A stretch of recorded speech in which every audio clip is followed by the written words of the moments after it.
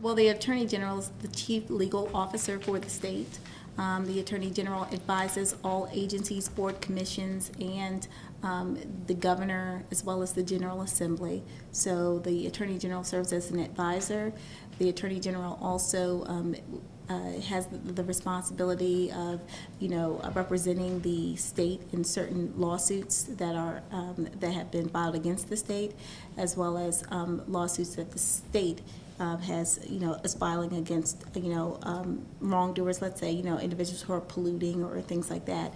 The Attorney General's office also is the top consumer protection office in the state, and I know a lot about consumer protection. I chair the Consumer Protection Subcommittee for the Maryland House of Delegates, and we've passed a number of progressive consumer protection laws through my subcommittee, and I've been,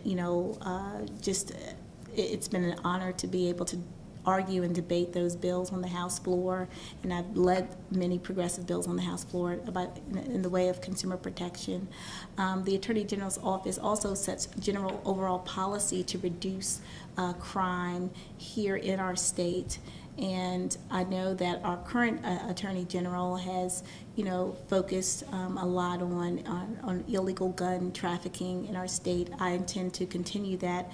But in addition to illegal gun trafficking, I know that illegal drug trafficking is another significant issue that drives crime in our states that we need to work with our federal partners a lot closer to deal with, as well as human trafficking. Which, I think there's been a lot of attention paid to this issue of human trafficking after the incident in Nigeria, but we know here in the state of Maryland that we have a significant problem with human trafficking, and so the next Attorney General has to understand that that has to be a priority to reduce the incidence of human trafficking here in our state, especially because we have these casinos that are coming. Well, there are some that are already in existence, but then there's some that are coming to Baltimore City and obviously to Prince George's County. And when you have facilities like that, it breeds certain types of crimes, and drug trafficking, gun trafficking, and human trafficking are among those, elements that exist in and around casinos. And so we have to be prepared to deal with that. We have to work with local law enforcement, work with the developers and owners of these casinos to ensure that our communities are safe. And so these are the issues that the next Attorney General is going to have to tackle.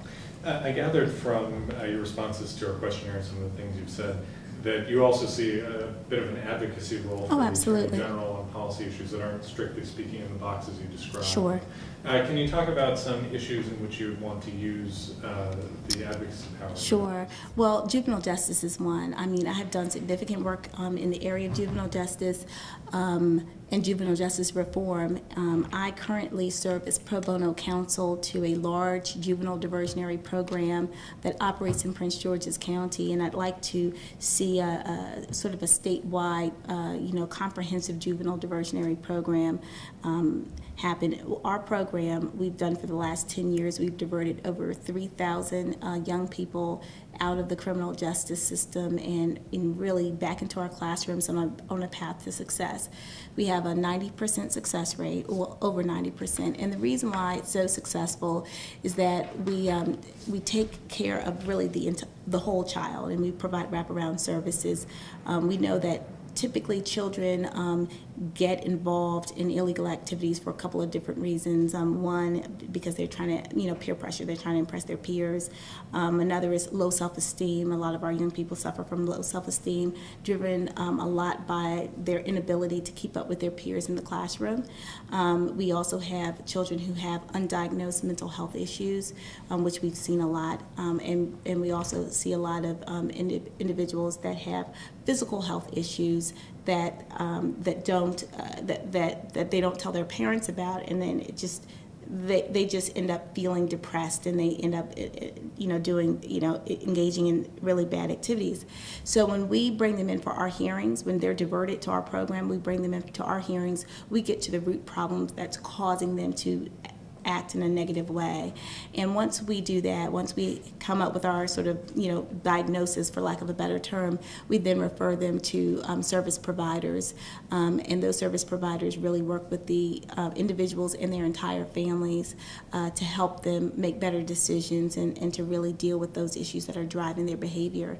And it has been extremely successful. We require the parents to be involved. We do provide parental, workshops for the parents because a lot of it is, arming the parent with tools to help their children.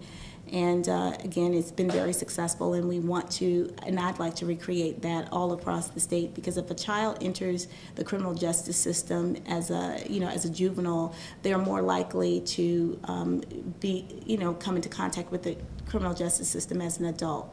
So what we want to do is divert them and take them out of the stigma of having a record. And giving them an opportunity to be successful. And, that's what we've been able to do over the last 10 years, and I'm really proud of my work in that area. Something that you think, sort of through your personal example, you could encourage others to participate in? Oh, absolutely. And we work with community-based nonprofits, and we have a relationship with the Department of Juvenile Services, as well as the Governor's Office of Crime Control and Prevention, our local school system, our state's attorney's office, our local court system, and the school system. So, we really do work with, all of the relevant partners to make this program successful.